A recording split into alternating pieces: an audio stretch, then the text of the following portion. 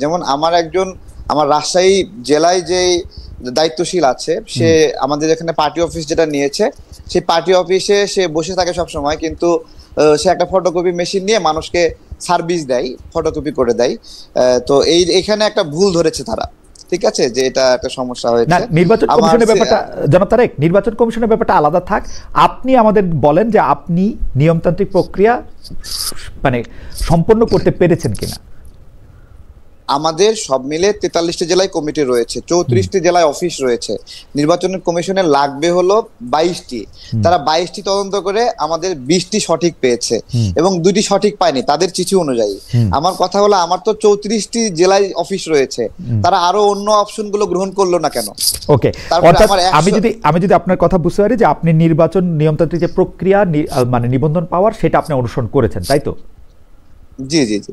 আচ্ছা, এইটা আমরা একটু মনে রাখি যে আপনি নির্বাচন কমিশনে নিবন্ধিত হওয়ার যে প্রক্রিয়া ছিল, সেই প্রক্রিয়ার নিয়মতান্ত্রিক প্রক্রিয়া আপনি অনুসরণ করেছেন। সেই প্রক্রিয়া অনুষ্ঠিত হওয়ার পরও যেহেতু আপনি নিবন্ধন পান নাই, সেজন্য আপনি অনশন করে একটা প্রেশার দিতে চাইলেন। আমাদের প্রশ্ন, এই অনশনটা আপনি একা করলেন কেন? আপনার দলের আর কেউ এতে অংশ নিলেন না কেন? দ্বিতীয় প্রশ্ন আর কি এটা।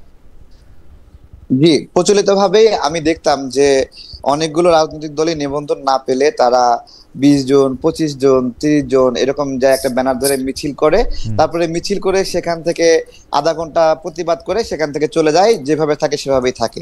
কিন্তু যেহেতু আমি বাংলাদেশের রাজনীতিতে 18 সালের পর থেকেই, 18 সালের কোটা আন্দোলনে আমি একজন ইনিশিয়েটর, এবং এরপরে অনেকগুলো আন্দোলন, অনেকগুলো জায়গায় আমার কাজ করার সুযোগ হয়েছে। আমি আমার স্বার্থ এবং সামর্থ্য অনুযায়ী আমি এটা করেছি। তো সে জায়গা থেকে আমরা রাজনীতিটা করতে চাই এবং ওই আধা ঘন্টার প্রতিবাদ করে চলে যেতে হবে, এটা আমি চাইনি।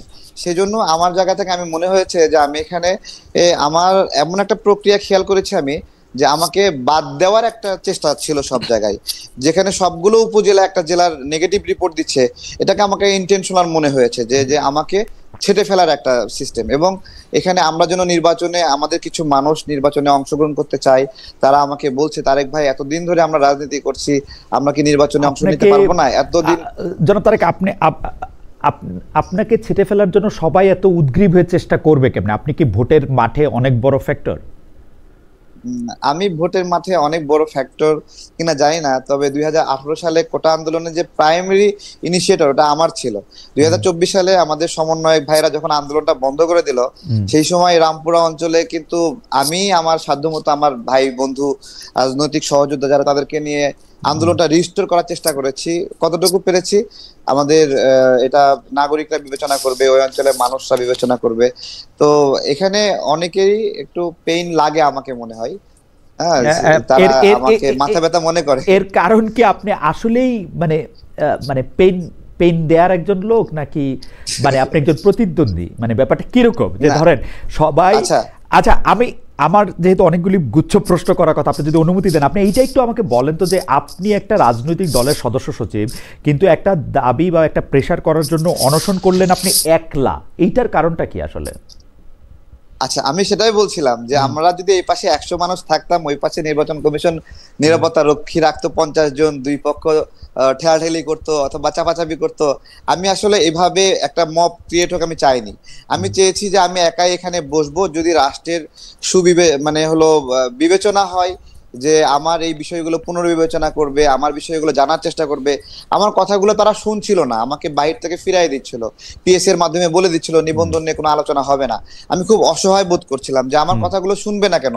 আমি কিছু জায়গায় চ্যালেঞ্জ করতে চাই, আমি তাদের মুখোমুখি বসতে চাই যে কোন জায়গায় তারা নেগেটিভ পাচ্ছে, এবং আমি সেটা সুরাহা করতে চাই। আমার যদি ঘাটতি থাকে, তারা যদি কোনো মিস ইনফরমেশন হয় যে আমাকে আমার অফিসে গিয়ে পাইনি, আমি এই বিষয়গুলো ফেস করতে চাই। আমি রাজনীতির জায়গাটাতে আমি আমার অ্যাক্টিভিজম, আমার লড়াইটা চালাতে চাই, যাতে এটা মব সৃষ্টি না হয়, একটা ইয়া না হয়, সেজন্য আপনি একলা, আপনি রাষ্ট্রের সুবিবেচনার দিকে দৃষ্টি দিয়েছিলেন। জি, এবং দেখুন ওইখানে আমি যখন বসছিলাম, তখন আরো অনেক কয়েকটা সংগঠন আমার দেখা দেখি বসছিল, এবং তারা বিভিন্ন ভাবে দরজা ধাক্কাধাক্কি করেছে, আমার কাছে খারাপ লেগেছে। এবং তারা পুলিশের সাথে ধস্তাধস্তি করেছে, এটাও আমার কাছে খারাপ লেগেছে। আমি আমি আমি তাদের প্রতিপক্ষ হতে চাইনি। আমি একটা ন্যায় বিচারের জায়গা থেকে বারবার প্রার্থনা করছিলাম যে এখানে কোথাও ভুল হচ্ছে, আপনারা জাজমেন্টটা সঠিকভাবে করেননি। তো এটা আমার কাছে যেহেতু আমাকে অনেক মানুষ মায়া করে, তাই আমার মনে হচ্ছিল যে আমি লড়াইটা নিজের সঙ্গে করি, যাতে করে তারা মায়া করে আমার বিষয়টা এটা বিবেচনা করে। জনাব তারেক রহমান, আপনি এত সুন্দর কথা বলেন, আপনার কথা শুনতেই ইচ্ছা করে, কিন্তু ঘটনা হইতেছে যে আপনি নির্বাচন কমিশনের রাষ্ট্রের যারা কর্তৃপক্ষ তাদের দৃষ্টি আকর্ষণ করতে চাইলেন, কিন্তু আপনি অনশনটা ভাঙলেন হচ্ছে বিএনপি নেতাদের কথায়। বিএনপি নেতারা আপনার কি আশ্বাস দিল? বিএনপি কি আশ্বাস দেওয়ার ক্ষেত্রে, মানে তারা তো ক্ষমতায় নাই, মানে বিএনপি নেতা জনাব সালাউদ্দিন আহমেদের কথায় আপনি অনশন কেন ভঙ্গ করলেন? মানে তারা কি আপনাকে আশ্বাস দিল যে ঠিক আছে আপনি অনশন করছেন, আমরা ক্ষমতায় আসলে আপনাকে কোনো কিছু একটা ব্যবস্থা করব, ওরকম কিছু? খুব ভালো বলেছেন। দেখুন, বিএনপি যে সকল নেতৃবৃন্দকে নির্বাচনের জন্য বিভিন্ন আসন ফাঁকা রেখেছে, আমি মনে হয় তাদের আপনার হলো চেক লিস্টের মধ্যে নাই। ঠিক আছে, সুতরাং তাদের কাছ থেকে অনেক বেশি ফেভার চাওয়ার বিষয়ে আমি বারবার বলে আসছিলাম, আমরা একটা মার্কা চাই, যে মার্কা নিয়ে নিজেরা নির্বাচন করতে চাই, আমাদের বন্ধুরা করতে চাই। এবং বিএনপির যে বিষয়টা এনেছেন যে বিএনপি এখানে করে দিবে কিনা, প্রথমত আমি আপনার হলো এখানে খুব করে চেয়েছিলাম যে কোনো রাজনৈতিক দল এসে চাপ সৃষ্টি করে আমার নিবন্ধনটা নিয়ে দেখে, এটা আমি চাইনি। ঠিক আছে, এবং ইলেকশন কমিশন থেকেই বারবার একটা কথা বলেছিল যে আমাদেরও ভুল হতে পারে, আমাদের অফিসাররাও ভুল করতে পারে, তারেক চাইলে আপিল করতে পারে। ঠিক আছে, এই বিষয়টি আমাকে সালাউদ্দিন ভাই প্রথমে এসেই বলে, তোমাকে তো আপিল করার সুযোগ দিয়েছে, তুমি আর কত নিজের কষ্ট দিবা। ঠিক আছে, আর হলো আমি আসলে হতবিহ্বল হয়ে গিয়েছিলাম, সালাউদ্দিন ভাই আসছে, তো আমি তো ওনাকে অনেক রেসপেক্ট করি, তারপরে রাজনৈতিক কারণে অনেক বিষয়ে আলোচনা পরামর্শ ভাইয়ের সাথে হয়, বড় ভাইয়ের মতো। উনি আসছে, ওনার আশেপাশে যে শক্তিমান মানুষগুলো আছে তারা মুহূর্তের মধ্যে আমাকে উঠে অ্যাম্বুলেন্সে পুরাই দিল, আমি বুঝে ওঠার আগে। ঠিক আছে, মানে এইটাও প্রায় বোঝাই গেল। জনাব তারেক রহমান, আপনাকে ধন্যবাদ। আমি আপনার কাছে আবার আসব এবং আমি একটু অ্যাডভোকেট রাজ্জাকের কাছে জানতে চাইবো যে অ্যাডভোকেট রাজ্জাকে, আমি দুই একটা জিনিসের মানে মূল প্রশ্নে যাওয়ার আগে আমি এই বিষয়ের দুই একটা জিনিসের জন্য আপনার সাহায্য চাই। একটা কথা হচ্ছে যে আপনি কি মনে করেন জনাব তারেক রহমান নিবন্ধন পাওয়ার জন্য যে শর্তগুলি ছিল সেই শর্তগুলি পূরণ করেছেন, তারপরও তাকে নির্বাচন করতে দেওয়া হয় নাই, বা সরি নিবন্ধন পাইতে দেওয়া হয় নাই, মানে আপনি এটাকে কিভাবে দেখছেন? ধন্যবাদ খালেদ ভাই আপনাকে এবং তারেক, আপনাদের দুইজনের সাথেই আমার এই দেখা হইল মুখোমুখি পর্দায়। তো যাই হোক, আপনার দর্শক শ্রোতা সবাইকে শুভেচ্ছা। ইনফ্যাক্ট তারেক যে কথাগুলো বলল তার ভিতর সে নিয়ম মাফিক সবকিছু করার চেষ্টা করছে এবং কিছু অফিস তারা ভিজিট করছে, যেটা যেভাবে করা দরকার। কোথাও কোথাও যায়নি, আবার কোথাও কোথাও থাকা সত্ত্বেও বলছে যে no no no column fill করে দিতে তারেকের বক্তব্য। এবং তারেকের বক্তব্যে একটা জিনিস একেবারে পরিষ্কার, যে সে দৃঢ়চিত্তে কিন্তু বলতে পারেনি যে I have fulfilled all the requirement. মানে একেবারে 100% বলতে যা বোঝায় সেখানে সে বলছে যে হয়তো হয় নাই। আর টোটাল বিষয়টাই in between the demand of the election commission এবং তার নিজস্ব প্রস্তুতি, দুয়ে মিলে। এখন নির্বাচন কমিশনের শর্ত সে পূরণ করবে। আর যদি এমন বিধান আছে না, নর্মাল কোর্সে যেটা হয়, কারণ আমি তারেকের এই বিষয়টা বেশ অনেকদিন ধরেই শুনতেছি, তার এই নিবন্ধন সংক্রান্ত, সেক্ষেত্রে যদি ধরেন কিছু ফুলফিল না করে থাকে, তাহলে তাকে টাইম টু টাইম বলা উচিত ছিল যে তোমার এই রিকোয়ারমেন্টটা ফুলফিল হয় নাই, তো তুমি এটা করো। তারপরে সেগুলা বলা উচিত ছিল বা বলে সাধারণত। এখন প্রশ্ন হচ্ছে, তারপরে যদি না দিয়ে থাকে এবং যদি in accordance with the demand or rules অনুযায়ী যদি কিছু বাকি থাকে যেটা শর্ত পূরণ না করলে দিবে না, সেক্ষেত্রে নির্বাচন কমিশন তাকে অফিসিয়ালি জানাইছে কিনা আমি জানি না, না জানায় থাকলে জানানো উচিত ছিল যে এই এই এই এই শর্তে একটা নিবন্ধন হয় এবং তার ভিতরে এটা গ্যাপ আছে, সুতরাং তুমি এটা পাচ্ছ না। যদি না পেয়ে থাকে তখন ওই ডিমান্ড, তখন সে যেহেতু অনশনের পথ বেছে নিছে, তার সাথে একটা তার বিনয় প্রকাশ পাইছে যে হ্যাঁ, যে তার রাজনীতি করতে একটা ইচ্ছুক, প্লাস সে একটা রাজনৈতিক দল হইতে ইচ্ছুক, কোন দলের সাথে সম্পৃক্ত হইতে ইচ্ছুক না।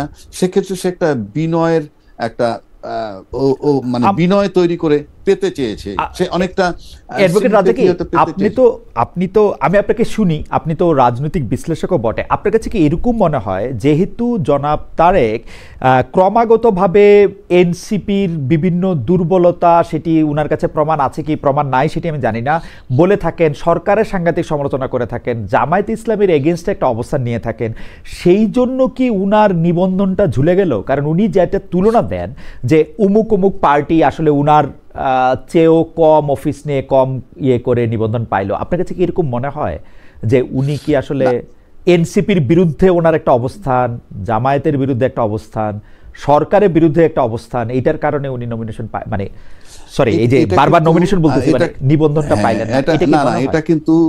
এটা কিন্তু আমার কাছে, আমি যদি বলি এটা হাইপোথেসিস হবে, কারণ এটা পিওরলি এটা আমার পক্ষে বলা খুবই কঠিন।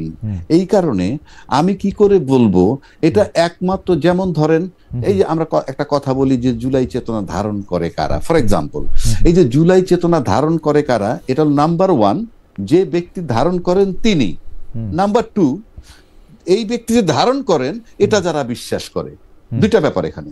আমি যেমন ফর এক্সাম্পল তারেক জুলাই চেতনা ধারণ করে, এটা তারেকের বক্তব্য ধরে নিলাম আমি, সে ধারণ করে, আর ইন এডিশন আমি যদি বিশ্বাস করি যে সে জুলাই চেতনা ধারণ করে, তাহলে দুয়ে মিলে সোনায় সোহাগা।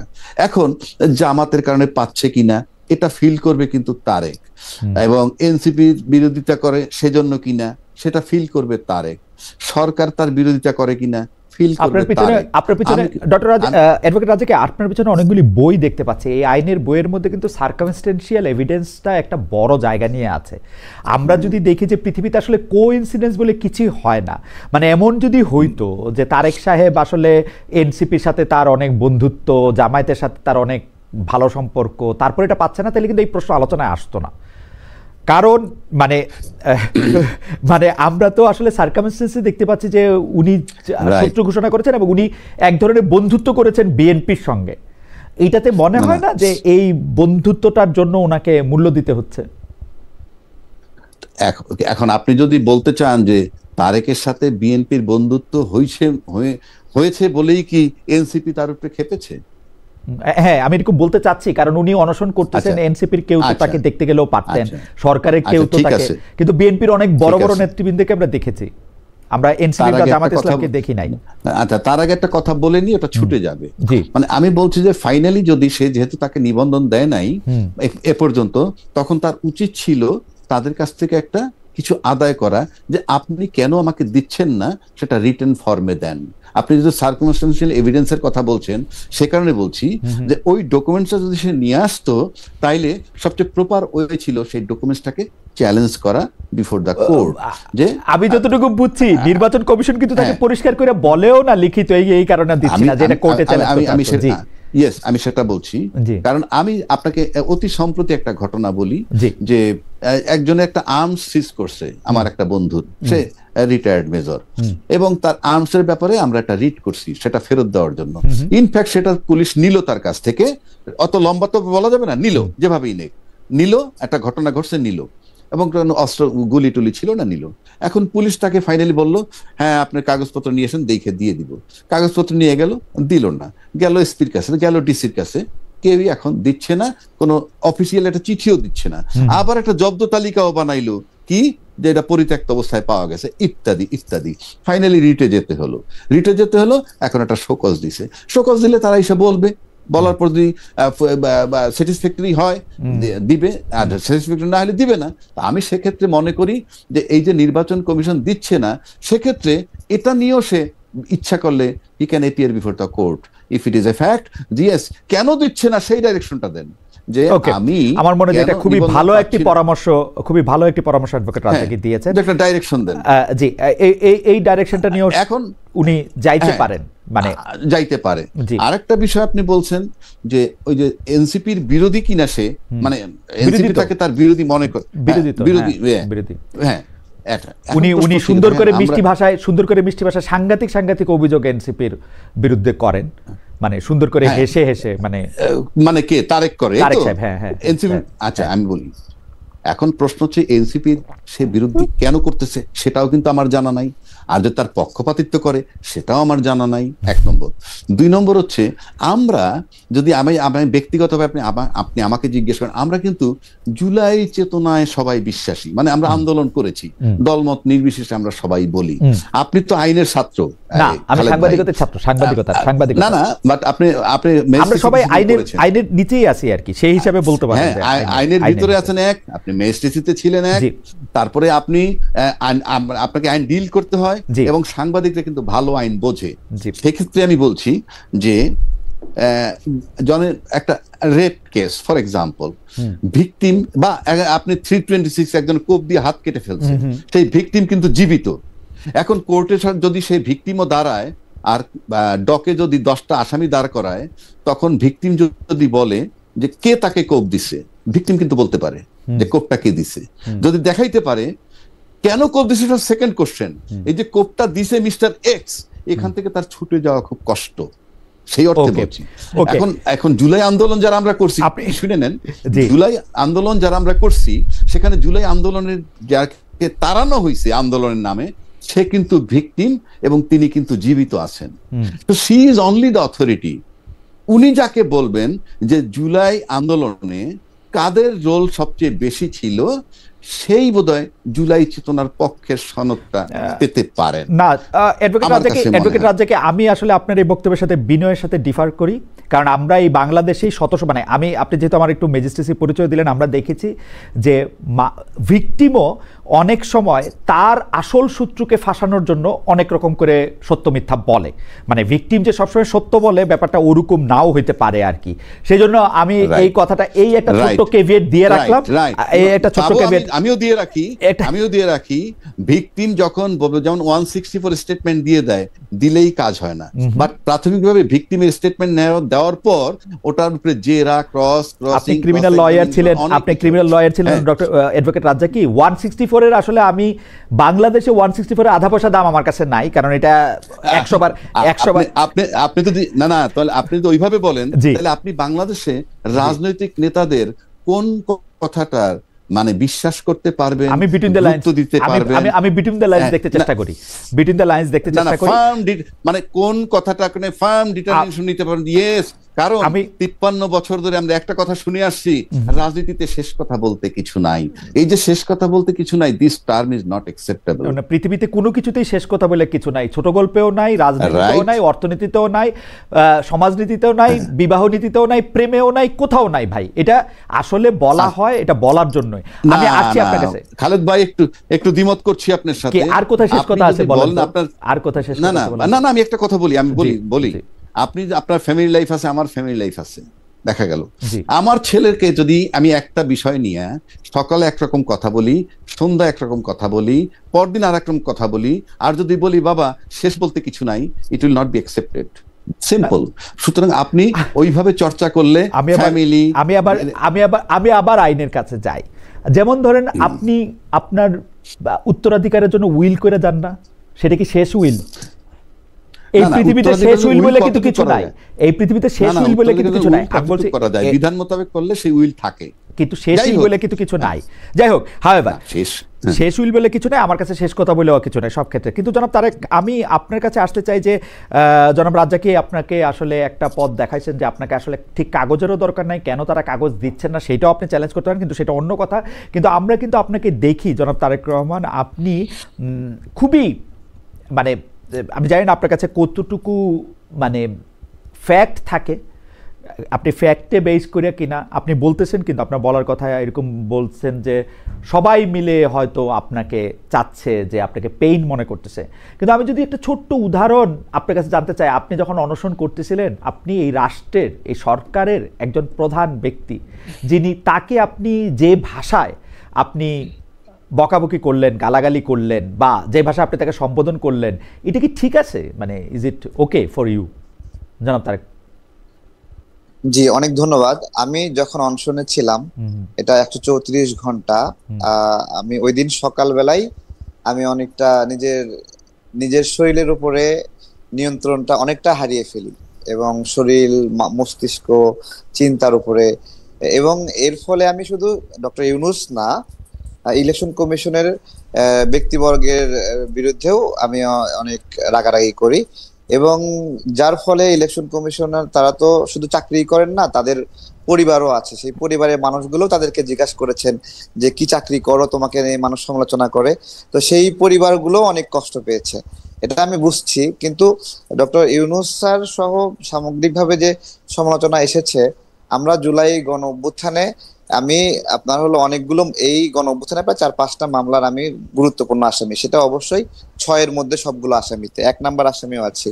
কিন্তু এই গণ অভ্যুত্থানে কারাবন্দীদের নিয়ে সরকার একটা প্রোগ্রাম করে, এবং দেখেন আমাকে এতটুকু অপছন্দ করে যে আমাকে সেই কারাবন্দীদের প্রোগ্রামে মিনিমাম দাওয়াতটুকু দেওয়া হয়নি বা যাওয়ার সুযোগটুকু দেওয়া হয়নি। এরকম আরো অনেকগুলো বিষয় রয়েছে। আমরা জুলাই গণ অভ্যুত্থানে অনেক ভালো ক্ষতিগ্রস্ত হওয়ার ফলেও, হ্যাঁ ভালো ক্ষতিগ্রস্ত মানে এত বেশি নিপীড়ন হয়েছে আমার দাঁত এটা কিন্তু ভাঙা, কিন্তু এটা র্যাবের ডিজি ওই সময় ঘুষি মারতে মারতে আমাকে অজ্ঞান করে ফেলে, এবং সেই সময় আমার এই দাঁতটা মানে অর্ধেক ভেঙে যায়। না না জনাব তারেক, এগুলি মোটামুটি আপনার মুখে শুনেছি যে আপনি আমাকে বলেন তো আপনাকে অপছন্দ করার কারণ কি? আপনি তো হ্যাঁ কারণটা কি? সেটাই বলছি। আমি সার্বিকভাবে যখন ইলেকশন কমিশনে ফেস করছিলাম তদন্ত, তখন আমি মনে হচ্ছিল যে কোনো দৈত্যের সঙ্গে আমি ফেস করতেছি, এবং আমি কোনো মানে বড় এমন একটা দেয়াল আটকায় দেওয়া হয়েছে যে দেয়ালটা আমার পক্ষে পার হওয়া সম্ভব না, এবং এটা রাষ্ট্রীয় পৃষ্ঠপোষকতা এই বাধাটা দেওয়া হচ্ছে আমার কাছে এরকম মনে হচ্ছে। এবং আমি 134 ঘন্টা এখানে বসে আছি এবং কেউ কোনো রেসপন্স করার প্রয়োজনীয়তা উপলব্ধি করছে না। আমার কষ্ট হচ্ছে, আমার পেটে ব্যথা হচ্ছে, আমার মস্তিষ্কের মনে হলো মানে নিউরন গুলো মনে হয় ছিঁড়ে যাচ্ছে, but no one responding me. তখন ওই রাগান্বিত অবস্থায় এই ধরনের একটা স্টেটমেন্ট চলে আসে। এরপরেও আমি পরে যখন শুনছিলাম তখন আমার কাছেই মনে হচ্ছে যে এভাবে বলা মনে হয় আমার ঠিক হয়নি। কিন্তু আপনি এনসিপির সদস্যদের বিরুদ্ধে অনেক সময় যারা উপদেষ্টা আছেন তাদের বিরুদ্ধে আপনি যেগুলো অভিযোগ করেছেন সেসব অভিযোগগুলি কি হিয়ারসে, নাকি আপনার কাছে কোনো রকম কোনো প্রমাণ আছে? যেমন আপনি উমুক এত টাকা চাঁদা পেয়েছে, চাঁদা নিয়েছে, উমুক এত টাকা খেয়েছে, উনি এইভাবে চাকরি দিয়েছেন, এইভাবে কিন্তু আপনি বলেন। এইটা কি আসলে আপনি প্রমাণ রেখে বলেন, একটা ঝগড়া বাঁধাতে বলেন? বিএনপি আপনি এই কথাগুলি বললে বিএনপির সুবিধা হয় এই জন্য বলেন, কেন বলেন আসলে এগুলা? আচ্ছা, আপনার হলো যদি এইরকম হয়, এই সরকার আপনার দীর্ঘদিন থাকতে চায় এবং আমার এই সমালোচনা করার ফলে তাদের দীর্ঘদিন থাকাটা বাধাগ্রস্ত হয়, তাহলে তো বিএনপি লাভবান হবে এবং সেক্ষেত্রে বিএনপি খুশি হবে, খুব স্বাভাবিক। আর যে প্রমাণের কথা বলছিলেন, আমি একটা সুনির্দিষ্ট একটা আইটেম বলি। ওয়াসার যে নিয়োগ প্রক্রিয়া ছিল একটা, সেখানে উপদেষ্টা নাহিদ ইসলামের নাম সুস্পষ্টভাবে লেখা ছিল যে তিনি কয়জনের নাম সুপারিশ করেছেন। আসিফ মাহমুদ তার পিএস এর মাধ্যমে কতজনকে নিয়োগের জন্য সুপারিশ করেছিলেন তার সুস্পষ্ট প্রমাণ সেখানে আছে। শুধু তাই না, আমি আরো কিছু সুনির্দিষ্ট বলছি। একজন সচিব আছেন যিনি জেল থেকে একটা প্রতিষ্ঠান চালাচ্ছেন, আপনার হলো তাকে কয়েকশো কোটি টাকার একটা প্রজেক্ট আসিফ মাহমুদ দিয়েছে, ঠিক আছে? এবং আসিফ মাহমুদ দেখেন নিজে বলছে যে এই সময়ে এসে 10 থেকে 20 কোটি টাকা না হলে নির্বাচন করা যায় না। তাহলে সে এখন বলছে ঢাকা 10-এ নির্বাচন করবে। আমার প্রশ্ন হলো, তাহলে কি তার 10-20 কোটি টাকা সংগ্রহ হয়ে গেছে? এইভাবে তো অঙ্ক মিলে না। প্রথম কথা আমি বলি, ওয়াসার নিয়োগ নিয়ে আপনি যে কথা বলেছেন যে একজন উপদেষ্টা বা একটা রাজনৈতিক দলের নেতা হিসাবেও যদি আমি চিন্তা করি বা একটা আন্দোলনের নেতা হিসাবে, উনারা কি মাস্টার রোলে 10 জন 20 জন 100 জন লোকের নিয়োগের কথা সুপারিশ করতে পারবেন না? উনারা তো ওয়াসায় যে নিয়োগের কথা বলা হচ্ছে সেগুলি মাস্টার রোল, স্থায়ী চাকরি না, সেই কথাই বারবার বলা, মানে সবচেয়ে বড় দুর্নীতি হিসাবে। আপনারা অবশ্যই মাঝে মাঝে প্রেস ক্লাবে দেখেন যে আউটসোর্সিং এর মাধ্যমে নিয়োগ পাওয়া লোকগুলো চাকরি স্থায়ীকরণের জন্য আন্দোলন সংগ্রাম করে চাকরি স্থায়ী করে নেয়। এটা একটা স্বাভাবিক রাজনৈতিক নিয়োগ যেগুলোকে চাকরিতে স্থায়ী করা হয়। আমি শুধু ওই ওয়াসার বিষয়ে বা এগুলোর বিষয়ে না, আসিফ মাহমুদ একটা বক্তব্য দিয়েছিল 78,000 মানুষকে তারা কর্মসংস্থান দিয়েছে, নিয়োগ দিয়েছে। আমার প্রশ্ন হলো যে বিসিএস এর মাধ্যমে বা বিভিন্ন মাধ্যমে যে নিয়োগগুলো হয়, এই গণঅভ্যুত্থানের পরে খুব কমই ফেয়ারলি সেই রিক্রুটমেন্ট গুলো চালু ছিল। তাহলে 78,000 রিক্রুটমেন্ট উনি 3 মাস নিয়োগে এই সরকার গঠনের প্রায় 3 থেকে 4 মাসের মধ্যে ইনি বলেছিলেন যে এইরকম ভাবে এই ৭৮,০০০ নিয়োগ দিয়েছেন। আমার প্রশ্ন, সেটা কোন রিক্রুটমেন্টের মাধ্যমে দিয়েছেন, এবং সেই জায়গায় বাংলাদেশের নাগরিকরা তাদের ফেয়ার প্রতিযোগিতার মাধ্যমে নিয়োগের অধিকার পেয়েছিল কিনা? ওকে, তবে আমার কাছে মনে হয় জনাব তারেক রহমান, আমরা যদি একজন রাজনীতিবিদ যখন আরেকটা রাজনীতিবিদের বিরুদ্ধে কোনো অভিযোগ করে, নিশ্চয়ই এইটার মধ্যে তার কাছে একটা ফেয়ার, মানে শুধু অনুমান না, তাকে দেখতে না পারা না, মানে তার কাছে একটা প্রমাণপত্র থাকবে। আমরা আগের রাজনীতি তো আর দেখতে চাই না আপনাদের মধ্যে, সেটাও কিছু তো আছেই। আমি বলছি, দেখেন, কিছু তো দুর্বৃত্তায়ন আছেই।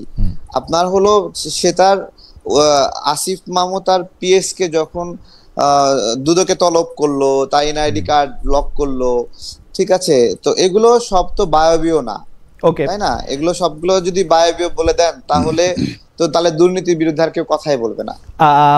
ঠিক আছে, আমি একটু অ্যাডভোকেট রাজাকে আপনার কাছে, এটা কি এক্স্যাক্টলি আপনার হলো একটা লোক ক্ষমতায় আছে, দায়িত্ব পালন করছে, এক্স্যাক্টলি তার বিরুদ্ধে আপনি অকাট্য দলিল, আপনার হলো পেন টু পেপারস আপনি পাবেন না, ঠিক আছে? অনেক কিছু না পাইলে আমি বলবো না, কিছু না পাইলে আমি এরকম করে তাকে দুর্নীতিগ্রস্ত বলবো না আর কি।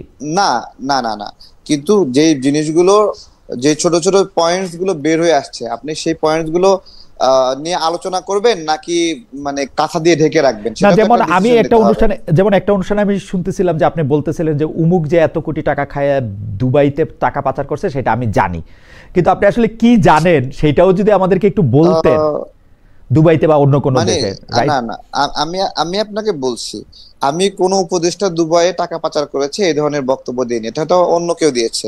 বেসিক্যালি আরাফ খান অ্যারেস্ট হয়েছে, সেই বিষয়ে একটা নিউজ হয়েছে যে আরাফ খানকে কোন একটা উপদেষ্টা টাকা পাঠিয়েছে বা টাকা পাচার করেছে, সেটা কিন্তু এই স্টেটমেন্টটা আমি দেইনি, আমি নিউজে দেখেছি, এখনো দেই নাই, ঠিক আছে? তবে আসিফ মাহমুদ এই গণ অভ্যুত্থানের পর দুবাইয়ে যান এবং দুবাইয়ে গিয়ে ওখানে আওয়ামী পন্থী অনেকগুলো নেতার সঙ্গে সেখানে বসেন, তাদের সাথে মিটিং করেন, তাদের কাছ থেকে স্বর্ণের উপহার নেন, এবং সেই এই শুভেচ্ছা ফুল নেওয়া দেওয়া এগুলো ছবি আছে, এগুলো সামাজিক যোগাযোগ মাধ্যমে অলরেডি ভাইরাল হয়েছে। এবং এই অন্তর্বর্তীকালীন সরকারটা আমার চেয়ে আপনি ভালো বোঝেন, বারবার বলি, because I paying full respect to you, যে আপনি ভালো বোঝেন। অন্তর্বর্তী সরকার হলো একটা সরকার চলে গেছে আর একটা সরকার আসবে, এর মাঝখানের সময়ের যে সরকার। এবং অন্তর্বর্তীকালীন সরকার কিন্তু 2 দিন থাকুক আর 2 বছর থাকুক, পূর্ণাঙ্গ সরকার। এবং এই পূর্ণাঙ্গ সরকার, যার কথাটা কিন্তু আবার আমাদের যে সংবিধান, যেটার কথা বারবার আমরা বলি, সেই সংবিধানের ভিতরে কিন্তু এখন এই মুহূর্ত পর্যন্ত অন্তর্বর্তীকালীন সরকার বলতেও কিছু নাই, তত্ত্বাবধায়ক সরকার বলতেও কিছু নাই। সুতরাং উনি অন্তর্বর্তীকালীন সরকার হিসেবে কাজ করতেছেন। যে সরকারের কথা বর্তমান সংবিধানটা, এক্সিস্টিং সংবিধানে বলা নাই, সে তো ওইটা অপারেট করতে পারবে না। কিভাবে পারবে? কিভাবে চালাবে সে? কোনো ওয়ে নাই। আমরা এখন করব, পরে ঠিক করে নিব, তাহলে হবে না অন্যান্য বারের মতো? না না, আপনি অন্যান্য বারের মতো, সেটা আরেকটা, সেই ওখানে যে যাবেন ওই পর্যন্ত, আপনি তো পার্লামেন্ট পর্যন্ত যাবেন, এই যে পার্লামেন্ট তো যাবেন, সেটার জন্য আপনার কাগজ হইলেও বানায় নিতে হবে। তারপরে যাওয়ার পর আপনি সংবিধান কি করবেন না করেন পরের কথা। আমি তো ওই সংবিধান, দেখেন খালেদ ভাই, আমি এই কথাগুলো অনেকবার বলতে, যেমন আমরা 3 জন এখন কথা বলতেছি, এটা কিন্তু অন এয়ার চলে যাচ্ছে, তাই না? হ্যাঁ, আচ্ছা, এখন আমার রুমে অন্য একটা লোক যে এটার সাথে সংযুক্ত যদি না হইতে পারে, সে কথা বলতে থাকলে তো অন এয়ারে যাবে না। অর্থাৎ আপনাকে গাড়িটা চালাইতে হলে গাড়ির ভিতরে ঢুকতে হবে। ওই সংবিধানটা চালাইতে হলে ওই সংবিধান চালানোর অধিকারী একমাত্র নির্বাচিত প্রধানমন্ত্রী। এবং ইউনূস সরকার কিন্তু নির্বাচিত প্রধানমন্ত্রী হিসেবে শপথ নেননি, উনি অন্তর্বর্তীকালীন সরকার প্রধান হিসেবে। আপনি মনে হচ্ছে যে 106 যথেষ্ট না উনার কার্যক্রম পরিচালনা? না না, 106-তে বলা হয়েছে কি, 106-তে তাকে বলা হয়েছে যে এরকম একটা সাংবিধানিক শূন্যতা বা একটা সংকট, সেক্ষেত্রে একটা অন্তর্বর্তী সরকার নিয়োগ দেওয়া যেতে পারে, সেই সুপারিশ। কিন্তু এই নিয়োগ দেওয়া এবং সকল ক্ষেত্রে প্রধান উপদেষ্টা প্রধানমন্ত্রীর স্থলাভিষিক্ত হইবেন। না না, অন্তর্বর্তীকালীন সরকার প্রধানমন্ত্রীর কি স্থলাভিষিক্ত হবেন বলা আছে না? এটা ইমপ্লাইড মিনিং, এটা তো বলা থাকবে না। সরকারটা কেমনে চালাবে? আপনি মিনিং ইন্টারনাল আপনি ধরে নিলে আমি কি করব? আপনি শব্দটা হলো অন্তর্বর্তীকালীন সরকার, এটার মিনিং আমি সংবিধানের প্রধানমন্ত্রী কিভাবে ধরবো তাকে? কারণ আপনি বলতেছেন যে অন্তর্বর্তীকালীন সরকার পূর্ণাঙ্গ সরকার, সেইভাবে ধরবো। পূর্ণাঙ্গ সরকার, এবং সেই জন্য সব সরকার প্রধান লাগবে একটা সরকার, না উনি তো সরকার প্রধান। ওকে, এবং উনি সরকার প্রধান হিসেবে প্রধানমন্ত্রীর সকল ক্ষমতা এক্সারসাইজ করবেন, অসুবিধা কি? আমি প্রধানমন্ত্রীর কথা তো আনতেছিই না। ওকে, উনি তো অতি নিছেন অন্তর্বর্তীকালীন সরকারের প্রধান হিসাবে। উনি তো প্রধানমন্ত্রী কিভাবে হবেন? যদি তাকে আপনি প্রধানমন্ত্রী সবাই মিলে বানায় দেন, তাহলে সংবিধানে ঢুকে যাক, 29 সাল পর্যন্ত থাকুক। এটা হবে না, হবে না, এটা হবে উনি যখন যেহেতু হবে না, জি যেহেতু হবে না, উনি পরিষ্কার অন্তর্বর্তীকালীন সরকার, এবং অন্তর্বর্তীকালীন সরকার অতি নিছেন অন্তর্বর্তীকালীন সরকার হিসাবে। আমার এবং আমার দর্শকদের জন্য, অ্যাডভোকেট রাজাকে, আমার এবং আমার দর্শকদের জন্য আমি এটা একটা ছোট ভাঙা বলি। আপনার কাছে কি মনে হয় যে প্রধান উপদেষ্টা সরকার প্রধান হিসেবে যে পাওয়ার এক্সারসাইজ করেন, এইটা প্রধানমন্ত্রীর চেয়ে কিছু কম? আমি প্রধানমন্ত্রী আনবই তো না, প্রধানমন্ত্রী নাই আমার। তো প্রধান উপদেষ্টা হিসাবে উনি যে যে কাজ করতে পারবেন, সেইটা কি উনি সরকার প্রধান হিসাবে উনাকে কোনো কাজ করতে কি উনাকে বার দেওয়া হয় বা কমায় দেওয়া হয় যে না তুমি অন্তর্বর্তীকালীন সরকারের প্রধান, তুমি এইটা পারবা না? না, উনি 12 দেওয়া হচ্ছে না, কমাও দেওয়া হচ্ছে না, উনি করছেন, এবং উনি যে করছেন সেটা সবাই মেনে নিচ্ছেন। যেমন ধরেন, আপনি ওই সংবিধানে যদি যান, তর্কের খাতিরে বলছি, সংবিধানটায় বলা আছে সংসদ ভেঙে যাওয়ার পর 90 দিনের মধ্যে নির্বাচন, কোনো কারণে যদি না হয় তাহলে আরো 90 দিন, আপনি 180 দিন পাবেন। তাহলে যেদিন নিউজ সাহেব আসলেন, আসার পর যখন উনি বলছিলেন অল্প সংস্কার হলে, সংক্ষেপে বলি, অল্প সংস্কার হলে ডিসেম্বর 25-এর মধ্যে নির্বাচন, আর বেশি সংস্কার হলে জুন 26-এর মধ্যে নির্বাচন, তখন কি আমরা বাংলাদেশের ব্যক্তিরা, রাজনীতিবিদরা কেউ কি প্রশ্ন করছিলাম যে আপনি অতদূর কিভাবে যাবেন? আপনি তো সংবিধান মোতাবেক সর্বোচ্চ 180 দিনের মধ্যে নির্বাচন দিয়ে চলে যাবেন। আমরা কি কেউ ভয়েসটা রেজ করেছিলাম? আমার মনে পড়ে। কিন্তু আমার কাছে কি মনে হয়, ফেব্রুয়ারি 2025-26-এ যখন আমরা নির্বাচন দিব, যখন একটা পার্লামেন্ট আসবে, সেই পার্লামেন্টের মধ্যে আমরা ভূতাপেক্ষ এইটাকে কার্যকর বলবো যে উনাকে এই কয়দিন এই জন্য থাকতে হয়েছিল, এই জন্য এটা সিদ্ধ, এবং এটা সংবিধানে কোনো অসুবিধা আমি দেখি না। ঠিক আছে, আপনার তর্কের খাতিরে আপনাকে আমি আপনার জবাবটা দিচ্ছি। আমরা তো এটা জুলাই সনদ করেছিলাম, তাই না? জুলাই সনদ, জুলাই সনদ না, জুলাই ঘোষণাপত্র, রাইট, জুলাই ঘোষণাপত্র। আমি এটা বারবার বলে আসছি, এখনো বলছি আপনার সামনে, জুলাই ঘোষণাপত্র যেটা আমরা করলাম, সেটার ভিতরে তো এই সরকার আমরা একটা মেয়াদ দেই নাই তো। আমরা তো দিতে পারতাম যে এই সরকারের মেয়াদ 8ই আগস্ট 2024 থেকে 30 জুন 2026 পর্যন্ত হবে, নাম্বার 1। নাম্বার 2, এর ভিতরে উনি একটা ইলেকশন কমিশন নিয়োগ দিবেন। নাম্বার 3, এর ভিতরে উনি একটা নির্বাচন করে চলে যাবেন। পারতাম তো, এখনো দেওয়া যায় জুলাই ঘোষণাপত্র সংশোধন হিসাবে। কেন দিচ্ছি না? না দেওয়াতে কি অসুবিধা হয়েছে? আপনার মেয়াদ দিত না, আপনি কিভাবে নির্বাচন? না, আপনি মেয়াদ নাই তো বলতেছেন, কিন্তু এটা একটা বিশেষ অবস্থা, পরবর্তী সরকার না আসা পর্যন্ত এই সরকার প্রধানকে কন্টিনিউ করতে হবে। এটা তো হচ্ছে মানে আপনি যদি সংবিধানটাকে ভাঙতে থাকেন পরমাণুর মতো, কিন্তু কোথাও একটা গিয়ে তো আপনার থামতে হবে আসলে।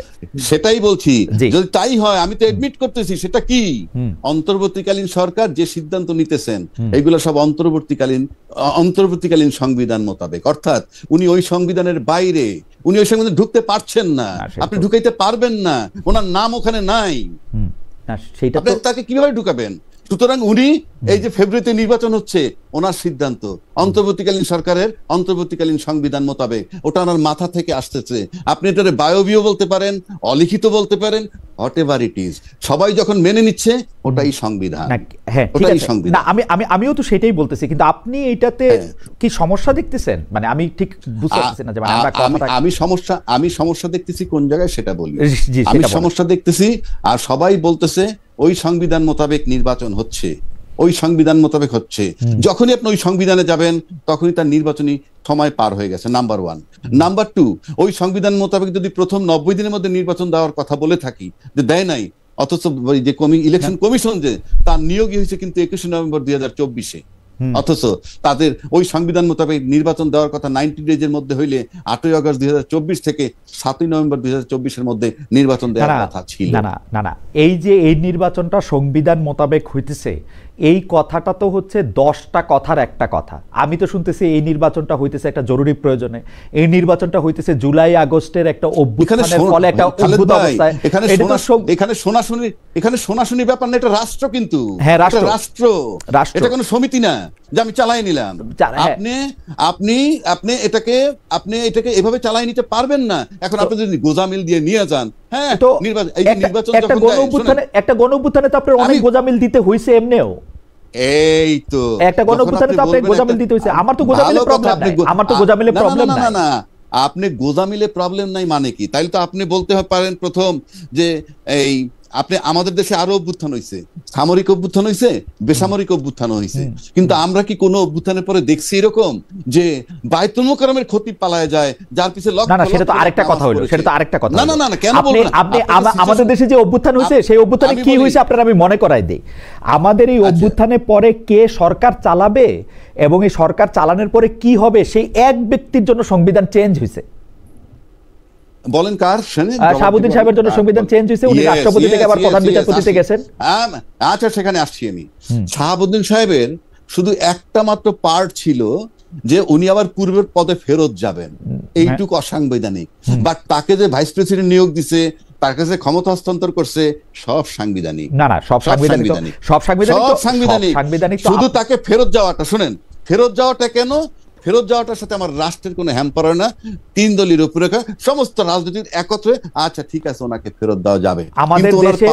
আমাদের দেশের আমি এবার এই সিচুয়েশন মিলাই, জনাব রাজ্জাকী সাহেব, আপনি দেখেন আমাদের প্রধানমন্ত্রী পালায়ে গেছে, সরকার প্রধান এখন কে হবে? সুপ্রিম কোর্টের থেকে জিনিসটা জানতে চাওয়া হয়েছে। সরকার প্রধান হবেন প্রধান উপদেষ্টা, তিনি প্রধানমন্ত্রীর দায়িত্ব পালন করবেন, তিনি হচ্ছেন অমুক লোক হবেন। এই একটু জায়গায় সংবিধানের ব্যত্যয় হয়েছে, এটা আবার পরে সংবিধানে ঠিক করেও নেওয়া যাবে। এটা এমন কিছু জিনিস না। নির্বাহীর দায়িত্ব পালন করবেন জি, প্রধানমন্ত্রী রাষ্ট্রের প্রধান নির্বাহীর দায়িত্ব পালন করবেন। হ্যাঁ, রাষ্ট্রের প্রধান নির্বাহীর পার্থক্য কি? প্রধানমন্ত্রীর দায়িত্ব আর প্রধান নির্বাহীর দায়িত্ব। আপনি তাহলে আপনি ইউনূস সাহেবকে কি প্রধানমন্ত্রী বলতে চান কিনা? আমি প্রধান উপদেষ্টাই বলতে চাই, নামে কিছু আসে যায় না। উনি প্রধানমন্ত্রীর দায়িত্ব পালন করেন। আপনি প্রধানমন্ত্রীর জায়গায় ঢুকাবেন কেন তাকে? ঢুকাইতেছি তো। উনি সরকার প্রধান, আপনি রিভলভারের বক্সে পিস্তল ঢুকাবেন কেমনে? না, তো আপনার সাথে তো আমি আইনি কুটতর্কে আমি যাব না, কিন্তু আপনি আমাকে এই কথা বলেন। দিস ইজ নট কুটতর্ক। আপনি আমাকে বলেন, আমি তো একটা সরল প্রশ্ন করছি যে সরকার প্রধান হিসাবে ডক্টর ইউনূস সাহেবের ক্ষমতা কোন প্রধানমন্ত্রী থেকে কম কিনা?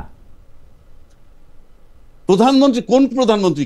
কোন প্রধানমন্ত্রী, বাংলাদেশে যত প্রধানমন্ত্রী হয়েছে তাদের কারো থেকে কম কিনা?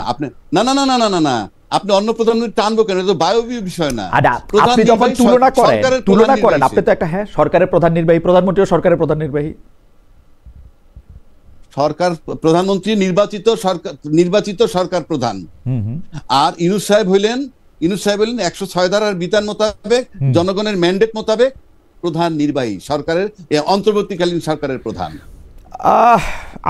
আমি অবশ্য আচ্ছা, আমার নাম রাজ্জাকী, আমার নাম মহিউদ্দিন বললে কাজ হবে? না, সেইটা তো নামের ক্ষেত্রে ঠিকই আছে, মানুষের ক্ষেত্রে ঠিকই আছে, কিন্তু সরকার আপনি একজনকে বলবেন সে হচ্ছে প্রধান নির্বাহী। আমি তো বুঝি। আমি আপনাকে বলি সরকার প্রধান হিসাবে উনি কি পারেন না, যেটা মানে প্রধানমন্ত্রী হইলে তিনি পারতেন? আপনি বলেন তো কি পারেন না ডক্টর ইউনূস সাহেব? আপনি যেহেতু সে পূর্ণাঙ্গ সরকার এবং সরকার প্রধান, সুতরাং সংবিধান মোতাবেক, অর্থাৎ কোন সংবিধান? অন্তর্বর্তীকালীন সরকারের প্রধান, অন্তর্বর্তীকালীন সরকারের সংবিধান মোতাবেক উনি ওনার মতো সব পারেন, যে কারণে উনি 26 ফেব্রুয়ারিতে নির্বাচন নিতে পারছেন এবং সবাই মেনে নিতে বাধ্য হয়েছে। আমার মনে হয় আলোচনাটা এখানে টু বি কন্টিনিউড রাখতে পারেনি যে 90 দিন বা 180 দিনের মধ্যে নির্বাচন করতে হবে। ওকে, এটা কেউ বলতে পারেনি। ওকে, আমরা টু বি কন্টিনিউড আলোচনাটা, আপনি এখন যদি এইটা একটু বলতেন ছোট করে, যে জাতীয় ঐক্যমত্য কমিশনকে কি আপনার কাছে মনে হয়েছে হাল ছেড়ে দিয়েই বিদায় নিল? মানে জাতীয় ঐক্যমত্য কমিশন আসলে ঐক্যমত্য প্রতিষ্ঠা করতে পারলো কিনা? জাতীয় ঐক্যমত্য কমিশন যেটুকু করেছে আমি দেখেছি, সেখানে বলা হয়েছে এরকম যে ফাইনের যেদিন স্বাক্ষর হলো, স্বাক্ষরের পর আমরা এটাও শুনেছি যে সরকার প্রতারণা করেছে কোন রাজনৈতিক দলের সাথে, এ কথাও শুনেছি। আবার ঐক্যমত্য কমিশন নোট অফ ডিসেন্ট সহ সমস্ত একটা মতামত দিয়ে গেছে সরকারের কাছে। মিন্স ঐক্যমত্য কমিশনের প্রধান যে একই ব্যক্তি, ঐক্যমত্য কমিশনের প্রধানও এবং আবার রাষ্ট্রের সরকারের প্রধান নির্বাহী। সুতরাং এইটা যখন তার কাছে দিয়ে দিচ্ছে, তখন ঐক্যমত্য কমিশনের দায়িত্ব শেষ হয়ে গেছে।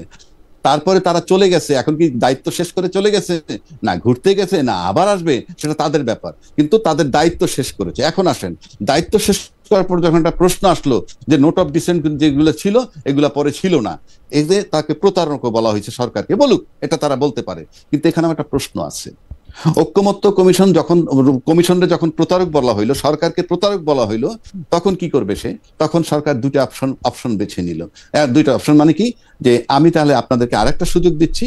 আপনার কেউ কেউ বলছে এটাকে আলটিমেটাম যদি ধরে, সেটা তাদের, এই যে ধরার ব্যাপারটা যার যার, উনি বলছেন আপনারা একটা সিদ্ধান্ত দেন, না দিলে ফাইনালি সরকার সিদ্ধান্ত দিবে। এখন পাশাপাশি আমার আরেকটা প্রশ্ন হচ্ছে যে আমরা যখন রাজনৈতিক বড় দলগুলো যখন সব কথা তোলে যে সরকার প্রতারণা করছে তাদের সাথে, এই খোলা আকাশের নিচে 18 কোটি লোকের প্রেজেন্সে সোশ্যাল মিডিয়ায় দেখেছে প্রতারণা করেছে, তো যে সরকার প্রতারণা করে সেই সরকারের অধীনে নির্বাচনে গেলে সে যে নির্বাচনের ভিতরে প্রতারণা করবে না তার কি নিশ্চয়তা আছে? তো আমার সাথে যখন ওপেন প্রতারণা করলো, তখন আমি মনে করি প্রতারক সরকারের অধীনে নির্বাচনেই তো যাওয়া উচিত না। মানে আর কি অপশন আছে যে এখন নির্বাচনে না গেলে প্রতারক সরকারের অধীনে নির্বাচন না গিয়া কি অপশন আছে সেটা তো অন্য কথা। প্রতারক সরকারকে আরো 2 বছর থাকতে দেওয়া উচিত, তাই না? আমি একদিনও না, সরাই দিতে হবে তাকে। সরাই দিয়ে আপনি সরকার কই পাবেন? সবই তো সব। তাইলে আমাদের দায়িত্ব কি ছিল? 7টা মাস যখন আমরা একে একে বসলাম, 100% ব্যর্থ সরকার, এনজিও সরকার, তাকে দিয়ে কোনো কাজে লাগবে না, আমাদের ব্যর্থ। কিন্তু আমরা কি ঐক্যমত্যে যেতে পেরেছিলাম? না, আমাদের কাছে সরকার ব্যর্থ হইতে পারে, কিন্তু সেইটাই আমাদের কাছে বেস্ট চয়েস ছিল আসলে সেই মুহূর্তে। আমাদের কোনো উপায় ছিল না, কারণ হচ্ছে যে একটা দেশের সরকার পালায় গেছে, আমাদের কোনো উপায় ছিল না। ডক্টর ইউনূস আমাদের একমাত্র উপায়। ইয়েস, এই সরকার যে আমাদের কাছে বেস্ট অপশন ছিল, এবং এই সরকার যে একেবারেই গ্রহণযোগ্য নয়, এই দুইটার মেয়াদ কখন বুঝলাম আমাদের বেস্ট অপশন? কখন বুঝলাম যে এটা আমাদের বেস্ট অপশন, এবং কখন বুঝলাম এই সরকার আমাদের কিন্তু অযোগ্য? আমরা মনে করছি এই সরকার আমাদের বেস্ট অপশন ছিল, পাশাপাশি আমরা এও মনে করছি এই সরকারকে ইলেকশন দিতে হবে, এবং এই সরকার ইলেকশন দিতে সময় নিজে ইলেকশনে দাঁড়াবে না, এটুকু আমাদের চাওয়া ছিল। কারণ শেখ হাসিনা গত কয়েক বছর ইলেকশন করছে, নিজে ইলেকশনে দাঁড়ায়, তার জন্য ইলেকশন সুষ্ঠু হয় নাই। আমরা এরকম একটা সরকার চাইছিলাম যে নিজে ইলেকশনে দাঁড়াবে না, দাঁড়ায় একটা ইলেকশন দিবে। আমরা বিভিন্ন রকম ওকালতি পেঁচে পড়ছি, আজকে এইটা কালকে সেইটা, ইলেকশন বারবার পিছায় গেছে, এটা আমরা চাই নাই। এই হচ্ছে সহজ হিসাব। এটা কিভাবে? আচ্ছা, আপনি যদি মহিউদ্দিন ভাই প্রতারিত হন আমার কাছ থেকে, হ্যাঁ, না আমি প্রতারিত শব্দটা ইউজ করব না, আমি বলবো যে অযোগ্যতা, অসমানতা। হ্যাঁ, আমি তারেক সাহেবের কাছে আসবো। তারেক সাহেব কি করতেছে সেটা তারেক সাহেবের কাছে একটু জানি। জনাব তারেক, আপনি এই তারেক সাহেবকে আমি বলছি, হ্যাঁ জি, জনাব তারেকের কাছে একটু শুনি। জনাব তারেক এখানে বলতে চাইতেছিলেন, জনাব তারেক আপনি বলেন। জি, আমরা দেখেন, আমরা তো ভোটাধিকারের জন্য লড়াই করেছি শেখ হাসিনার সময়ে, যে আমাদের এটা হচ্ছে না। যিনি সরকারে থাকবেন তিনি আবার এমপি নির্বাচনে যাবেন, এবং তিনি সরকারের থেকেই তিনি নির্বাচনের আয়োজক এবং তিনি এমপি প্রার্থী। এটাই তো সমস্যা ছিল। তো এই কাজটা তো এই সরকারও করছে, তারা নিজেরাই এমপি হওয়ার জন্য খায়েশ জ্ঞাপন করছে, এবং এখানে বিএনপি করছে না। তো জনাব তারেক, আপনি খায়েশ জ্ঞাপন করছে না তো? না, ওনারা পদত্যাগ করে নির্বাচন করবেন। আমরা তো শেখ হাসিনাকে, যেমন আমার মনে আছে, আমি শেখ হাসিনাকে বলছিলাম যে আপনি চেয়ারটা ছাইরে নির্বাচন করেন, দরকার হলে শেখ রেহানাকে প্রধান নির্বাচন কমিশনার বানান। ওইটা উনি করেন নাই, কিন্তু প্রধানমন্ত্রী থেকে ইলেকশন করছে। কিন্তু আপনি মনে করে থাকেন, একটু বলি জি না, দেখুন, আপনার এই সরকার গঠিত হওয়ার সময় বিএনপি করা একটা লোক কেন এই সরকারে অংশ হয়নি, বা জামাত করা একটা লোক সরাসরি এই সরকারে কেন পার্ট হয়নি? ঠিক একইভাবে যারা এই যে ছাত্র উপদেষ্টারা আছে, আপনি বলতে পারেন জুলাই গণঅভ্যুত্থানের কারণে তাদেরকে এখানে সুযোগ দিতে হবে, কিন্তু তারা তো ওই ধরনের একটা কমিটমেন্টেই ছিল। বা আমাদের কোনো ইন্টারিম গভর্নমেন্ট, তত্ত্বাবধায়ক সরকার, তারা কি কোনো উপদেষ্টা কখনো নির্বাচন করতে চেয়েছে? বা এখানে ধরেন আসিফ মাহমুদের ক্ষেত্রে আপনি মেনে নিচ্ছেন, নাহিদের ক্ষেত্রে মেনে নিচ্ছেন, অথবা বিএনপি জুলাই স্পিরিটকে ধারণ করার জন্য বলতে চান না, ছেলে 2-3টা নির্বাচন করবে, করুক, বাট এটা তো একটা নীতি বহির্ভূত কাজ। ওইখানে যদি সাক্ষাৎ সাহেব অথবা আসিফ নজরুল স্যার যদি বলে আমি পদত্যাগ করে নির্বাচন করব, অথবা প্রধান উপদেষ্টা যদি বলে আমি পদত্যাগ করে নির্বাচন করব, ঠিক আছে, সেগুলো কতটুকু মানানসই? আপনি ক্যাটাগরি করে ফেলছেন যে অল্প বয়স্ক উপদেষ্টা হলে সে নির্বাচন করতে পারবে, আর বেশি বয়স্ক উপদেষ্টা হলে সে নির্বাচন করতে পারবে না। জনাব তারেক, আমি একটা কথা বলি, বাংলাদেশের মানুষ নির্বাচনে অংশগ্রহণ করতে পারবে না, বাংলাদেশের যে কোনো মানুষ, এই দাবি কিন্তু আমরা কখনো করি নাই। আমরা বরাবর দাবি করছি আপনি ইলেকশন করেন, চেয়ার ছেড়ে দিয়ে ইলেকশন করেন। এখন জনাব আসিফ মোহাম্মদ সজীব ভুঁইয়া হোক আর ডক্টর মোহাম্মদ ইউনূস হোক, ওনারা যদি চেয়ার ছেড়ে দিয়ে ইলেকশন করেন, আপনি তাদেরকে কেন দোষ দিবেন? চেয়ার ছেড়ে দিয়ে ইলেকশন করবে তো। শুনেন, এই সরকারটা আসলে ওই আপনার কোন রাজনৈতিক সরকার হিসেবে রাজনৈতিক প্রতিনিধিরা এই সরকারটা গঠন করেনি। যারা রাজনীতি করবে তারা এখন যদি এই জায়গাতে, এবং সে যদি দেখেন সে রাজনীতি করার উদ্দেশ্যে নিজ এলাকায় আপনার হলো বড় একটা বাজেট নিচ্ছে, এবং এটা এটা নির্বাচনের আগে সে মহান হওয়ার চেষ্টা করতেছে সরকারি টাকা দিয়ে, সরকারি টাকা খরচ করে। এগুলোকে আপনি পজিটিভলি নিতে পারেন, কিন্তু আমি নিতে পারছি না। আমাদের আপনার আমি ব্যাপারটা বলি, ধরেন আপনি বিএনপির ভারপ্রাপ্ত চেয়ারপারসন তারেক রহমান, যিনি এখন প্রধানমন্ত্রী আছেন, 5 বছর আপনি প্রধানমন্ত্রী আছেন, 5 বছর প্রধানমন্ত্রী থেকে বাংলাদেশের অনেকগুলি জায়গায় আপনি অনেকগুলি উন্নয়নের কাজ করছেন, কাজ করাইছেন। তার মানে কি জনগণ আপনাকে ভোট দিবে? এটা আপনার মানে এটা আপনার পাওনা হয়ে গেছে ভোট? না না, তো আপনি চেয়ার ছেড়ে ইলেকশন করবেন, চেয়ার ছেড়ে জনগণের কাতারে নেমে ইলেকশন করবেন, সেটা আপনি যে কোনো সময় করতে পারেন। দেখেন, অন্তর্বর্তীকালীন সরকারের কোন উপদেষ্টা বা তত্ত্বাবধায়ক সরকারের কোন উপদেষ্টা যখন চেয়ার ছেড়ে নির্বাচন করতে চাইবে, এবং তার আগে সরকারের পক্ষ থেকে তার এলাকায় স্পেশাল বাজেট দেওয়া হবে, এগুলো এগুলো এথিক্স এর মধ্যে যায় না। আমি মনে করি যায় না। না না, কিন্তু আমরা কিন্তু গত 15 বছর, 17 বছর, 21 বছরের সবকিছু আমরা ভুলে যেতেছি। আমরা কিন্তু শেখ হাসিনাকে বলছিলাম যে আপনি প্রধান নির্বাহীর চেয়ার ছাড়েন, ছাইরা আপনি ইলেকশন করেন। একটাই দাবি ছিল আমাদের গত 15 বছরে, যে আপনি ছাইরা ইলেকশন করেন, কারণ আপনি থাইকা ইলেকশন করলে আপনি কি করেন এটা আমরা দেখতে পাচ্ছি। না না না না, আমি বলছি দেখেন, এটা হলো মানে প্রচলিত রাজনৈতিক সরকার না। এখানে যে মানুষগুলো আসছে, এটা একটা সামাজিক চুক্তি ছিল ওই সময়েই, যে অন্তর্বর্তীকালীন সরকারের উপদেষ্টারা নির্বাচনে অংশগ্রহণ করবে না, এরকম একটা বলা বলি ছিল, এবং এই ধরনের একটা প্রজ্ঞাপন হওয়ার কথা ছিল। কিন্তু এটা তাদের মধ্যে বিরোধিতার কারণে এই প্রজ্ঞাপনটা আর হয়নি, যে এই অন্তর্বর্তীকালীন তারেক, আমরা যে বিষয়টা নিয়ে তর্ক করতেছি, আমার মনে হয় আপনি ঠান্ডা মাথায় ভাইবা দেখবেন, অন্তর্বর্তীকালীন সরকারের উপদেষ্টারা নির্বাচনে অংশগ্রহণ করবে না। আসলে জনাব আসিফ মোহাম্মদ সজীব ভুঁইয়া যেই মুহূর্তে পদত্যাগ করবেন, তিনি আর অন্তর্বর্তী সরকারের উপদেষ্টা থাকবেন না। আসলে তাকে বিচারের আওতায় আনা উচিত। তার অর্থনৈতিক ব্যবস্থাপনা দুদক দিয়ে, সেইটা আপনি আলাদা আলাপ করেন, আপনি 100 বার বিচার করেন। নির্বাচন তো দূরের কথা, সেই আগ্রহ পোষণ করার সঙ্গে সঙ্গে তাকে বহিষ্কার করা উচিত ছিল। এবং সে কেন এই আগ্রহ পোষণ করছে, এবং এই আগ্রহের কারণে সে কত টাকা দুর্নীতি করেছে এই প্রস্তুতি নেওয়ার জন্য, আপনিও একটা প্রাইভেট পারসন হিসেবে আপনি তার বিরুদ্ধে, যদি আপনার কোনো ক্ষোভ থাকে, লুকাস স্ট্যান্ডাই থাকে, আপনি রাজ্জাক সাহেবকে সঙ্গে নিয়ে, এটা কোনো সুযোগ নাই, আপনার কোনো লুকাস স্ট্যান্ড নাই, এই উনি চুরি করবে, কেউ এটার মধ্যে ইয়া হবে না। আমি স্রেফ বলছি এখন হয়তোবা তারা বিএনপির সঙ্গে যাবে, আমাদের সাথে বিএনপির বন্ধুত্ব আছে, থাকলেও আমরা এটা বিরোধিতা করব। এটা আমরা মনে করি এটা ন্যায় নয়। ঠিক আছে অ্যাডভোকেট আবু রাজ্জাককে আমি এবার একটা অন্য বিষয়ে আপনার একটু দৃষ্টি আকর্ষণ করতে চাই। এখন একটা কথা খুবই প্রচলিত আছে, যে ক্ষেত্রে আমি উল্লেখ করতে চাই যে জামায়াতের শীর্ষ নেতারা আমাদের মেয়েদের, নারীদের যারা কাজ করতেছেন তাদের কাজের সময় কমানো, তারা ঘরে বেশি থাকলেই রাষ্ট্র বেশি তার পাশে দাঁড়াবে বলে বলছেন।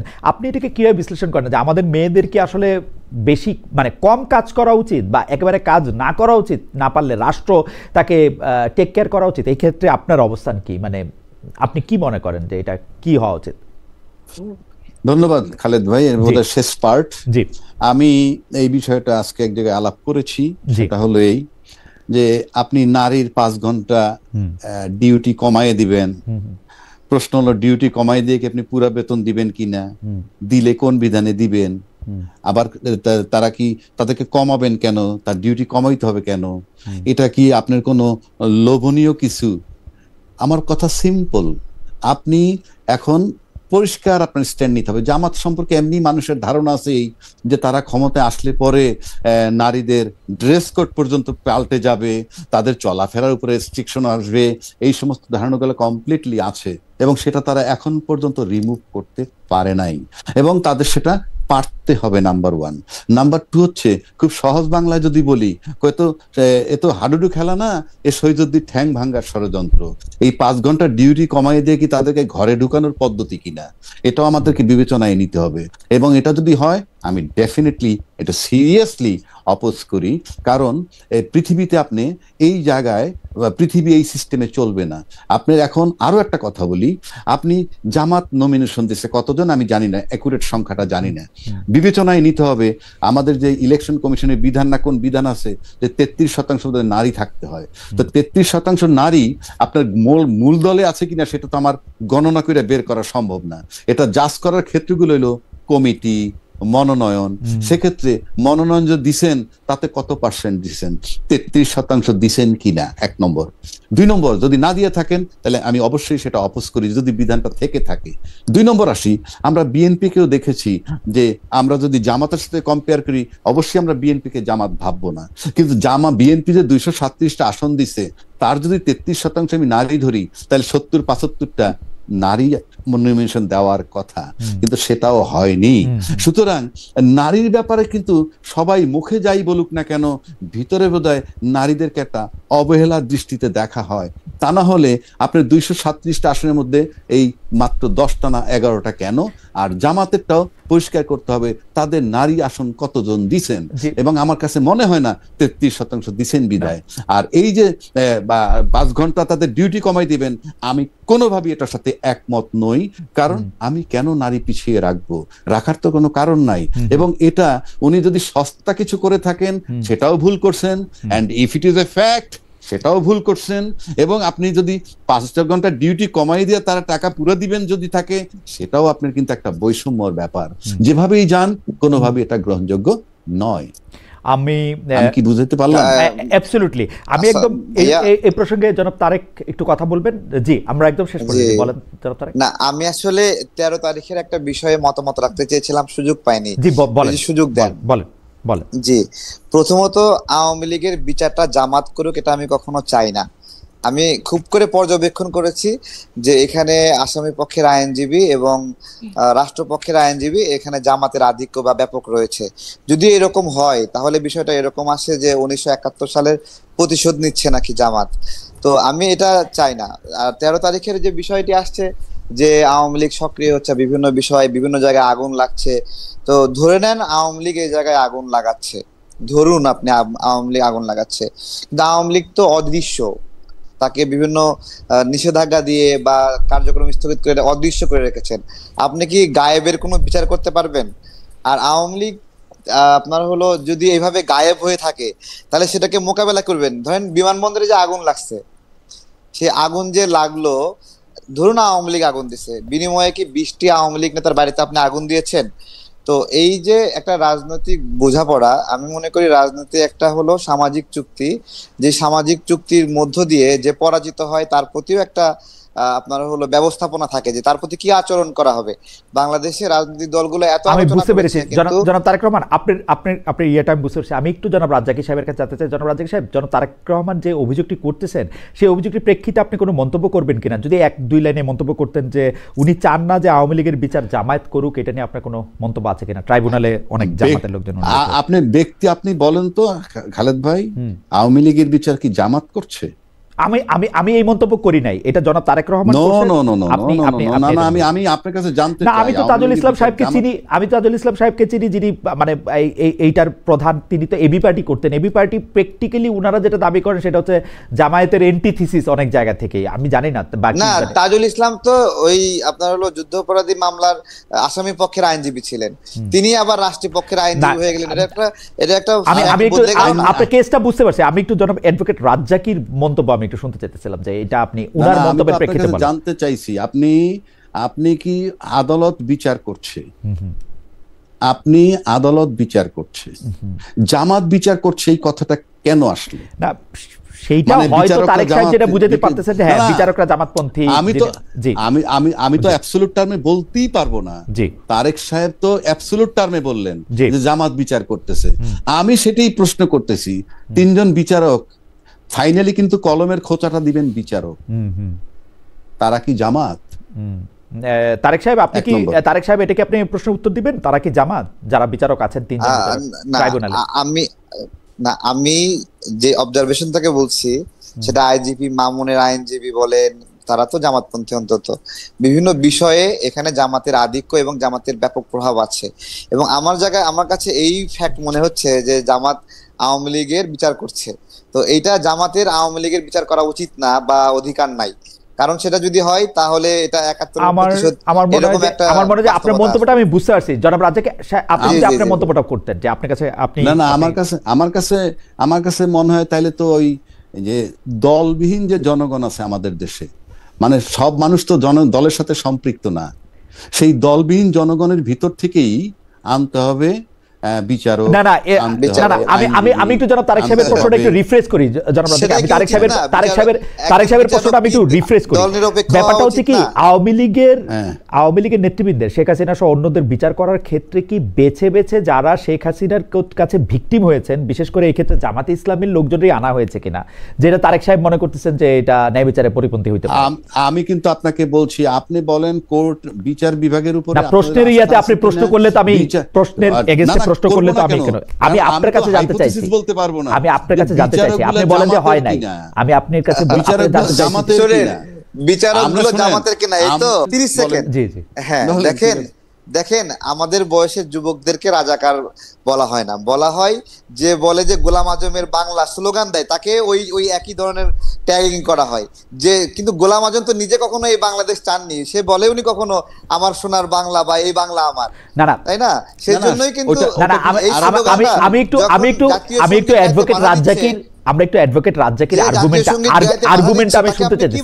আর্গুমেন্টে কি মানে যারা স্বাধীনতার পরে জন্মাইছে তাদেরকে মানে সেইটা নিয়ে আপনি মানে তাদের জন্মানোটা যেহেতু পরে সেইটা বলতে চাইতেছেন? না আমি বলি আপনি যদি মুক্তিযোদ্ধা রাজাকারের সঙ্গে আজকে আনতে চান, আমি এটা আমার কিন্তু এটা হাইপোথিসিস বা একাডেমিক বলতে পারেন। জি জি বলেন। 71 সালে যারা রাজাকার ছিল তারা কি? তারা ছিল তখন যারা স্বাধীনতা চেয়েছে তাদের বিরুদ্ধে, এবং যারা পশ্চিমারা আমাদেরকে গুলি করে মারছে তাদের পক্ষ অবলম্বন করছিল রাজাকাররা। এবং তখন তো সেটা পাকিস্তান ছিল, দুইটা দেশ ছিল না। দুইটা দেশ তো হলো 71 সালের 16ই ডিসেম্বর। একটা দেশের মধ্যেই কিন্তু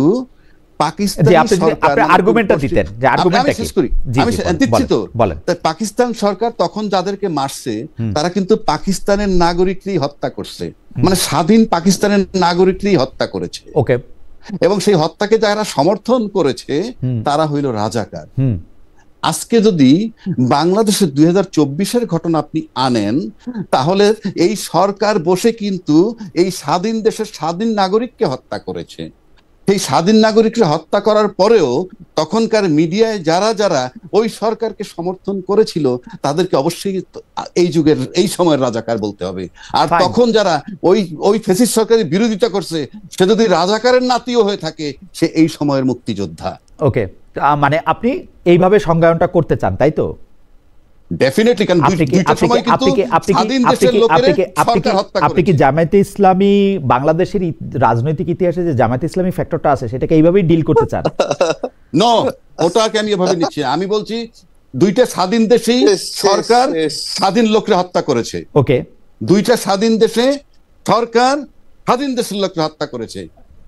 বাংলাদেশের সরকারও দেশের স্বাধীন সাধারণ মানুষ এই দেশের লোককে হত্যা করেছে। ওকে, এবং তখন যে যারা এই হত্যার পক্ষপাতিত্ব করেছে সেটাকে আপনি কিভাবে নেবেন? আচ্ছা, না সেইটা আপনার সঙ্গে আমরা বুঝতে পেরেছি। জনাব তারেক, আপনি আমরা একদম শেষ পর্যায়ে আছি।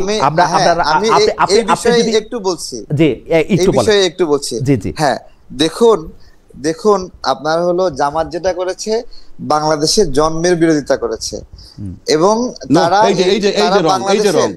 আচ্ছা ঠিক আছে, রং হতে পারে আপনি বলেন, কিন্তু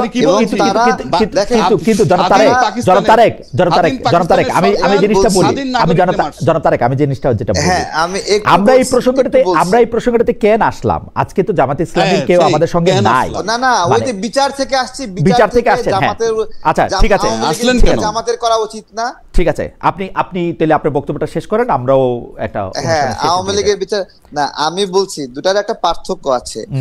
আওয়ামী লীগ নিজে ক্ষমতায় থাকার জন্য কিছু মানুষকে হত্যা করেছে, কিন্তু জামাত তো এই দেশের ক্ষমতা, এই দেশের মানুষের ক্ষমতা, জনগণের ক্ষমতা পাকিস্তানের হাতে তুলে দেওয়ার জন্য লড়াই করছে। দুটোর তো পার্থক্য আছে।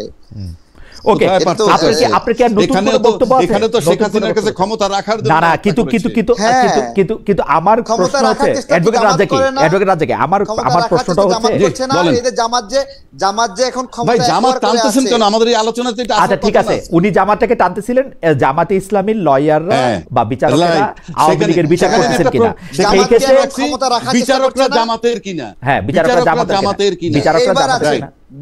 আচ্ছা, বিচারকরা জামাতের কিনা এটা বলতে আমি ভয় পাচ্ছি।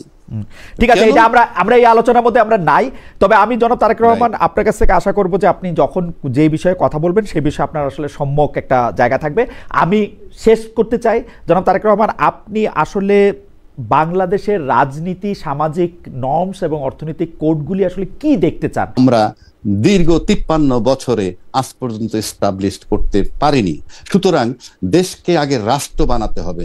আর রাষ্ট্র বানানোর একটা সবচেয়ে সস্তা যে কথাটা বললাম, সহজ যে কথাটা, সেটা হলো এই মানুষের জানমালের নিরাপত্তা, স্বাধীনভাবে চলাফেরার নিরাপত্তা এবং তার কি বলে স্বাধীনভাবে চলাফেরার কথা এবং তার বাক স্বাধীনতা এনশিওর করতে হবে। এবং এনশিওর করলে রাষ্ট্র, একটা দেশ একটা রাষ্ট্র হবে। আগে দেশটাকে রাষ্ট্র বানানো হোক, তারপরে চিন্তা ভাবনা। আর রাষ্ট্রের কতগুলো বেসিক জিনিস থাকবে যেগুলো কখনোই পরিবর্তন হবে না। রাষ্ট্রের ফরেন পলিসি, রাষ্ট্রের প্রতিরক্ষা নীতি, রাষ্ট্রের অর্থনীতি চেঞ্জ হইতে পারে বিভিন্ন জনের বিভিন্ন চিন্তায়, কতগুলো বেসিক জায়গায়। যেমন আমার সার্বভৌমত্ব এখন পর্যন্ত কমপ্লিট হয় নাই। একটা স্বাধীন দেশে যখন 57 জন সেনা অফিসার মরে যায় আর বাকি সেনারা বসে থাকে চুপচাপ, এটা সার্বভৌমত্ব হ্যাম্পার। স্বাধীন দেশে যখন 10 লাখ রোহিঙ্গা ঢুকে যায়, গোটা দেশ নীরব থাকে, এটা সার্বভৌমত্বের ব্যাপার। সবকিছু দিয়ে আনেন, তাহলে এইভাবে চিন্তা করতে, দেশকে আগে রাষ্ট্র বানান। কিভাবে বানাবেন সেটা এখানে চলে শুধুই ক্ষমতার লড়াই, কোনো শর্ত নাই, শুধু ক্ষমতায় যাব এবং গোজামিল দিয়ে আমি ক্ষমতায় যেতে চাই। আমার অ্যাডভোকেট আবু হেনা রাজ্জাকী এবং জনাব মোহাম্মদ তারেক রহমান, আপনাদের দুজনকে অনেক ধন্যবাদ। অনেকগুলি প্রশ্নের এবং আলোচনার উৎসের ক্ষেত্রে আপনারা মনোযোগ দিয়েছেন, আপনাদের মতামত দিয়েছেন। আমরা দর্শকরা অনেক বেশি আলোকিত হয়েছেন বলে আমরা বিশ্বাস করি। আপনাদের দুজনকে অনেক ধন্যবাদ জানিয়ে আজকের অনুষ্ঠান এখানেই শেষ করছি। আপনাদের অনেক অনেক অনেক ধন্যবাদ।